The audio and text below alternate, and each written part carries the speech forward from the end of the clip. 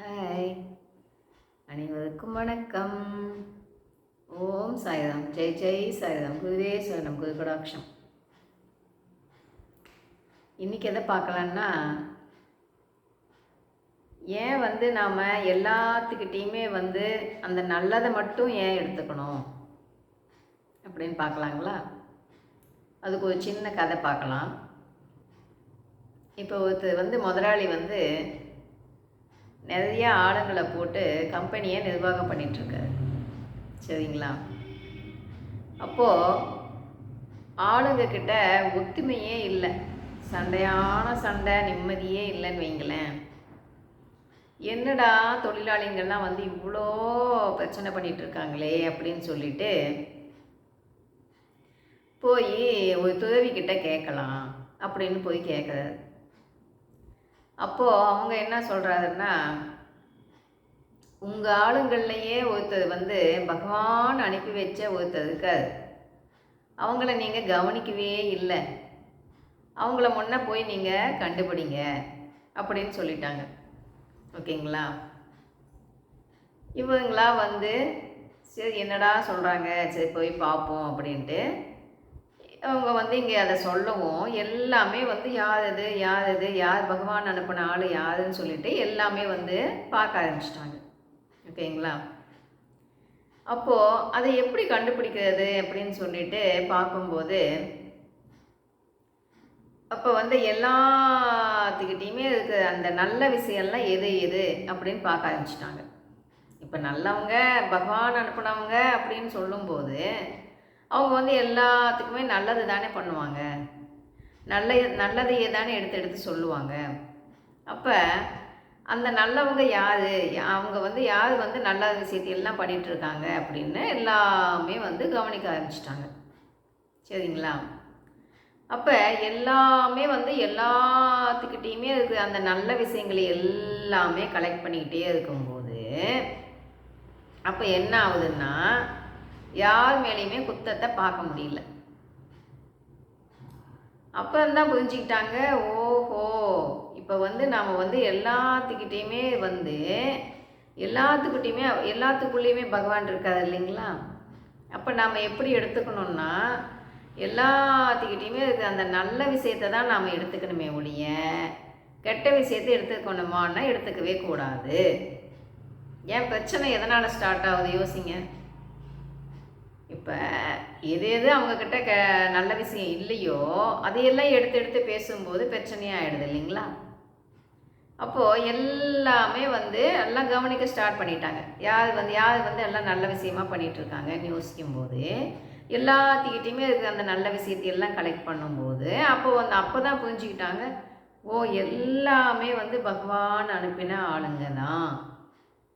அப்போ எல்லாத்துக்கிட்டேயுமே நல்ல விஷயம் உண்டு. அப்போ நாம் என்ன பண்ணணும், எல்லாத்துக்கிட்டேயுமே இருக்கிற அந்த நல்ல விஷயத்தை மட்டும்தான் நாம் எடுத்துக்கணும். அப்போ தான் சண்டை சச்சரவு இல்லாமல் சந்தோஷமாக வாழ முடியும் அப்படின்னு கண்டுபிடிச்சாங்க. சரிங்களா? எவ்வளோ ஒரு நல்ல விஷயம் பார்த்தீங்களா? ஒரு சின்ன கதை மூலிமா அந்த துறவி எவ்வளோ அழகாக உணர்த்திட்டார் பார்த்தீங்களா? அப்போது எல்லா விஷயத்துலையுமே அப்படிதாங்க. நாம் என்ன பண்ணுவோம், இப்போ ஒருத்தர்னு எடுத்துக்கிட்டால் அவங்கக்கிட்ட என்னென்ன நல்ல விஷயமோ அதை தான் சொல்லணும். அதை சொல்லுவோம்மா நாம்? எது எது அவங்கக்கிட்ட சொல்லக்கூடாதோ, அவங்க மேலே எது எது கண்டுபிடிக்கக்கூடாதோ அதை எல்லா குத்தத்தையுமே கண்டுபிடிச்சி சொல்லிக்கிட்டே இருப்போம் இல்லைங்களா? பகவான் சொல்கிறது அதை தான் வேணான்னு சொல்கிறாரு. நீ அப்படியே பார்த்துட்டு இருந்தீங்கன்னா நீ நிம்மதியாக வாழவே முடியாது. நீ முதல்ல ஒவ்வொருத்தர்கிட்டையுமே ஒவ்வொரு நல்ல விஷயம் இருக்கும் இல்லையா, அதை நீ எடுத்துக்கோ. அப்போ தான் நீ யாருக்கிட்டையுமே கோபத்தை காட்ட முடியாது. எல்லாத்தையும் பகவானாக பார்த்துக்கோ, எல்லாத்துக்கிட்டையுமே இருக்க நல்ல விஷயத்தையும் நீ எடுத்துக்கோ. அப்போ தான் நீ நல்லா ஹாப்பியாக வாழ முடியும். ஹாப்பியாக வாழுங்க, மனசை நிம்மதியாக வச்சுக்கோங்கன்னு சொல்கிறாங்க இல்லைங்களா? எப்படி நிம்மதியாக வச்சுக்க முடியும் யோசிங்க. மனசுக்குள்ளே பாரமே இல்லாத போது தான் நிம்மதியை பார்க்க முடியும்.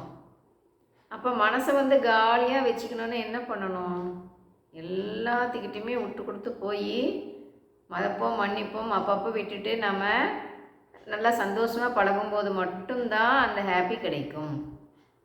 இல்லைன்னா கிடைக்குமான்னா கிடைக்கவே கிடைக்காது. அப்போ அந்த மனசை நாம தானே வந்து அப்படியே மாற்றிக்கணும். நம்ம மனசை சேஞ்ச் பண்ணணும் இல்லைங்களா? கொஞ்சம் கொஞ்சமாக சேஞ்ச் பண்ணணும். சேஞ்ச் பண்ணும்போது கண்டிப்பாக வந்து அந்த மாற்றம் நம்மளுக்கு நடக்கும். எப்போ நடக்கும்? நம் மனதை நாம் மாற்றிக்கொள்ளும் போது நம் வாழ்க்கையில் மாற்றம் கண்டிப்பாக நடக்கும். அதுக்குண்டான முயற்சி தான் அதெல்லாம். பயிற்சிலாம் பண்ணிகிட்டே இருக்கணும். அப்போது தினமுமே பண்ணிவிட்டு நம்ம உட்காந்துட்டு இருக்கும்போது என்ன ஆகும்னா, நாம் பண்ணாமல் உட்காந்துட்டு இருந்தால் கூட அப்படியே அந்த நிலைக்கு நம்மளை கூட்டிகிட்டு போவோம். அந்த டைம் ஆகிட்டா அப்படியே ஆனந்தமாக இருக்குன்னு வச்சுக்கோங்களேன். அதனால தான் சொல்கிறது, தினமுமே செய்யுங்க, ஆனந்தமாக வாழுங்க. விதின்னு சொல்லிட்டு எதையுமே விட வேணாம். நம்ம வாழ்க்கையில் ஜெயிச்சு காட்டுவோம். சரிங்களா? இப்போ லேடிஸ் வந்து ரொம்ப அந்த எலும்பு வலியினால் அவதிப்படுறாங்க இல்லைங்களா? பேக் பெயின் சொல்லிட்டு. அப்போ அதுக்கு என்ன பண்ணலாம்? அதுக்கு வந்து இந்த நட்ஸ் எல்லாம் போட்டு எல்லாமே பாதாம், பிஸ்தா, வால்நட் வந்து எலும்புக்கு ரொம்ப நல்லது. சரிங்களா? பாதாம், பிஸ்தா, வால்நட், அப்போ வந்து இந்த பேரிச்சம்பழம், உலர் திராட்சை, இது எல்லாமே போட்டு அது கூட ஒரு ஏலக்காய் போட்டு பால் ஊற்றி நல்லா அடித்து குடித்தோன்னு வைங்களேன், அது உடம்பு பெயினுக்கெல்லாம் ரொம்ப ஃபஸ்ட் கிளாஸாக கேட்கும். எலும்பு வலிக்கெல்லாம் நல்லா கேட்கும். இன்னொன்று, பேக் பெயினுக்கு இன்னொன்று என்ன பண்ணலான்னா, எலும்பு வலிக்கெல்லாம் இந்த ராகி ஒட்டு உளுந்து இருக்குது இல்லைங்களா? அது ரெண்டையுமே, இது ஒரு டம்ளர்னா அது ஒரு டம்ளர் போட்டு நல்லா வடசட்டியில் போட்டு நல்லா வறுத்துக்கணும். வறுத்துட்டு நல்லா வாசம் வர முடிக்கும் நல்லா வறுத்துட்டு அது கூட கொஞ்சமாக ஏலக்காய் போட்டு மிக்சியில் அடித்து வச்சுக்கிட்டோன்னு வைங்களேன். சும்மா ரொம்ப நைஸாக இல்லாமல் கொஞ்சம் இதாக அரைச்சி வச்சுக்கிட்டோம்னா அதை கஞ்சி காய்ச்சி குடிக்கும்போது அந்த எலும்பு வலிக்கெல்லாம் ரொம்ப ஃபஸ்ட் கிளாஸாக கேட்கும். லேடிஸ்க்கு 40 வயசுக்கு மேலே ஆனாலே அந்த எலும்பெல்லாம் கொஞ்சம் வீக் ஆகிடுது இல்லைங்களா? அந்த மெனோபாஸ் டைமில் வந்து 45 வயசுக்கு மேலே ஆகிடுச்சின்னா மெனோபாஸ் டைமில் ரொம்ப எலும்பெல்லாம் வீக் ஆகிடுது இல்லைங்களா? அப்போது ஒரு நாளைக்கு ஒரு தடவை இதை வச்சு குடித்தாங்கன்னு வைங்களேன், அந்த எலும்பெல்லாம் வலிக்காமல் நல்லா இது குடிக்கும்போது நல்லா ஸ்ட்ராங்காக ஆகிடுது. சரிங்களா? இப்போது இந்த பயிற்சியெல்லாம் பண்ணும்போது என்னென்ன பலன் கிடைக்குதுன்னா, உங்களுக்கு என்ன உடம்புல இருந்தாலும் அது பிரச்சனை இருந்தாலும் அதை நல்லா பண்ணி விட்டுடும். நீங்கள் பண்ணிங்கன்னாவே நீங்கள் வந்து அதில் என்ன ரிசல்ட்டு நீங்களே கண்டுபிடிச்சிக்கலாம். சரிங்களா? எப்படி இருக்குது அவங்க சொன்னது எல்லாமே நல்லாவுதா அப்படின்னு நீங்கள் செய்யும்போது அதனோட ரிசல்ட்டை நீங்களே கண்டுபிடிச்சிக்கலாம். இப்போது மெனோபாஸ் டைமில் வந்து ரொம்ப அதிகமாக ப்ளீடிங் ஆகுதுன்னு சொல்கிறாங்க இல்லைங்களா? அவங்களுக்கெல்லாம் கூட இது வந்து நல்லாயிடுச்சு அப்படின்னு சொன்னாங்க, நார்மல் ஆகிடுச்சின்னு சொன்னாங்க. இன்னொன்று என்ன சொல்கிறதுன்னா, இப்போ எல்லாத்துக்குமே வந்து என்ன ஆகுதுன்னா, வயசாக எல்லாமே அந்த எலும்பு தேய்மானம் அப்படின்னு சொல்கிறாங்க பார்த்தீங்களா?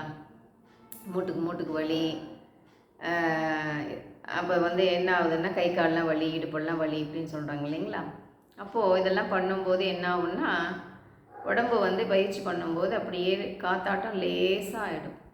உடம்பு வந்து கனமே நம்மளுக்கு தெரியாது. உடம்போட வெயிட் வந்து நம்மளுக்கு தெரியாது. ஆகையினால் அப்படியே பயிற்சி பண்ணிட்டு எழுந்திரிக்கும் போது நம்மளுக்கு உடம்பு கனமில்லாமல் அப்படியே லேசாக ஆகி போயிடும். அவ்வளோ யூஸ்ஃபுல்லாக இருக்கும். அதனால தான் தினமுமே வந்து 10 நிமிஷமாச்சும் ஒதுக்கி செய்யணும் அப்படின்னு சொல்கிறது அதுக்காக தான். சரிங்களா? அப்போது இந்த வீடியோ வந்து அனுப்பி விட்டுட்டு ரொம்ப யூஸ்ஃபுல்லாக இருக்குது இல்லைங்களா? ஆடியன்ஸ் ரிசல்ட்டெல்லாம் நல்லா வந்து சப்போர்ட் பண்ணிகிட்ருக்கீங்க, ரொம்ப சந்தோஷம். ஒருத்தர் வந்து அனுப்பியிருந்தார் மெசேஜில், thanks mother, God gift gold video, God gift gold video அப்படின்னு மெசேஜ் அனுப்பியிருந்தாங்க. ரொம்ப சந்தோஷம் இல்லைங்களா? எல்லாமே வந்து ஆடியன்ஸோட ரிசல்ட்டெல்லாம் நல்லா சூப்பராக போய்கிட்டு இருக்குது. நல்ல ரிசல்ட்டு, நல்ல சப்போர்ட்டிவ். ஆகையினால் எல்லா ஆடியன்ஸுக்குமே ரொம்ப மனமார்ந்த மிக்க நன்றி. சரிங்களா? அப்போது யூடியூப் மூலிமா இதை போட்டுட்ருக்காங்க இல்லைங்களா? அவங்களுக்கும் என்னோட மிக்க நன்றி. எல்லா ஜனங்களுக்கும் போய் சேரணும் அப்படின்னு நான் யோசிச்சுட்டு இருக்கும்போது தான் முன்னாடி வந்து குரூப் கிரியேட் பண்ணி அனுப்பி விட்டுட்டு இருந்தேன்னு சொன்னேன் இல்லைங்களா. அப்போ வந்து அவங்கெல்லாம் வந்து கேட்டுக்கிட்டாங்க, யூடியூப்பில் போடுங்கன்னு. அப்போ வந்து எல்லாத்துக்குமே போய் சேரணுமே, எல்லாமே விழிப்பு நிலைக்கு வரணுமே அப்படின்னு நான் யோசிச்சுட்டு இருக்கும்போது தான் அவங்கள வந்து கச்சிதமாக இதில் யூடியூப்பில் போடுங்கன்னு கேட்கவும் சரியாக போச்சுங்களா. அதனால் போட்டாச்சு. இப்போ எல்லாத்துக்குமே வீட்டுக்கே போய் சேர்ந்துடுது இல்லைங்களா. அதனால் எத்தனை பேர் வந்து பயனடைவாங்க, சந்தோஷம் தானே இல்லைங்களா. அப்போது எல்லாமே பார்க்கணும், பார்த்துட்டு இதனால் பயனடையணுன்றது தான் என்னோடய ஆசை. சரிங்களா. ஏன்னா உடம்பையும் ஆரோக்கியமாக வச்சுக்கணும், நம்ம வந்து சந்தோஷமாக வாழணும், மெயினாக மன அமைதி வேணும் இல்லைங்களா. மன அமைதி தான் ரொம்ப முக்கியம். அப்போ தான் நம்ம நல்லா வாழ முடியும். ஆகையினால் என்ன பண்ணணும், மன அமைதிக்காக நம்ம எல்லாத்துக்கிட்டேயுமே வந்து நம்ம விட்டு கொடுத்து போயிடுவோம். விட்டு கொடுத்து போயிடும்போது மட்டும்தான் நாம் மனசை சந்தோஷமாக வச்சுக்க முடியும். மனசை சந்தோஷமாக வச்சுக்கும் போது என்ன ஆகும்னா எல்லா வேலையுமே நல்லா செய்ய முடியும். சிரிச்ச முகமாக சந்தோஷமாக இருந்தோன்னு வைங்களேன், எந்த வேலை செஞ்சாலும் நம்மளுக்கு வேலை செய்கிறதே தெரியாதுன்னு வச்சுக்கோங்களேன். சரிங்களா. இப்போது எந்த வேலை செஞ்சாலும் நாம் அதுலேயே லயிச்சு போய் அப்படியே இன்ட்ரெஸ்டாக பண்ணணும். அப்படி பண்ணும்போது என்ன ஆகும்னா அதுவே தியானம். சரிங்களா. இப்போ ஒரு டிராயிங்கே பண்ணிகிட்ருக்காங்கன்னு வைங்களேன், அப்படியே அதுலேயே மூழ்கி போய் அப்படியே நாம் பண்ணும்போது எந்த எண்ணமும் இல்லாமல் எந்த சிந்தனையும் இல்லாமல் நம்ம பண்ணுறோம் இல்லைங்களா, அதுவே தியானம். அதுபோல் எந்த வேலை செஞ்சாலும் அதுலேயே மூழ்கி நாம் செய்யும்போது அதுவே தியானம். சரிங்களா. என்னோடய சன் நல்லா டிராயிங் பண்ணுவான், அப்படியே பார்த்தா அப்படியே நேச்சுரலாக இருக்கும். நீங்கள் வந்து பார்க்கணுன்னா இன்ஸ்டாகிராமில் போய் பார்க்கலாம். ராமநாதன் நேம் கொடுத்துருப்பான்னு நினைக்கிறேன், நீங்கள் அதில் பார்க்கலாம். சரிங்களா. சூப்பராக டிராயிங் பண்ணுவான். அவன் வந்து ட்ரிபிள் இ முடிச்சிருக்கான். என் பையன் முடிச்சுட்டு பெங்களூரில் கேலக்ஸி ஐ கம்பெனியில் ஒர்க் பண்ணிகிட்ருக்கான். சரிங்களா. டிராயிங் வந்து நல்லா பண்ணுவான். நீங்கள் பார்க்கணுன்னா அதில் போய் பார்க்கலாம். அஜித் சார் படம்லாம் கூட சூப்பராக போட்டிருந்தான், நீங்கள் போய் அதில் பார்த்துக்கலாம். சரிங்களா.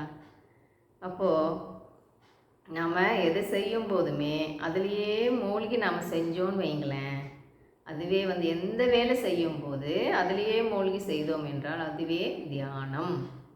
சரிங்களா. அப்போது நம்ம எப்பயுமே மனசை ஹாப்பியாக வச்சுக்குவோம்.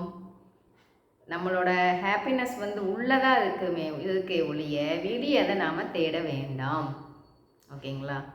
எதுலேயுமே வந்து நாம் ஹாப்பியாக தேடவே முடியாது, உள்ளுக்குள்ளே தான் தேடணும். உள்ளுக்குள்ளே மட்டும்தான் கிடைக்கும்.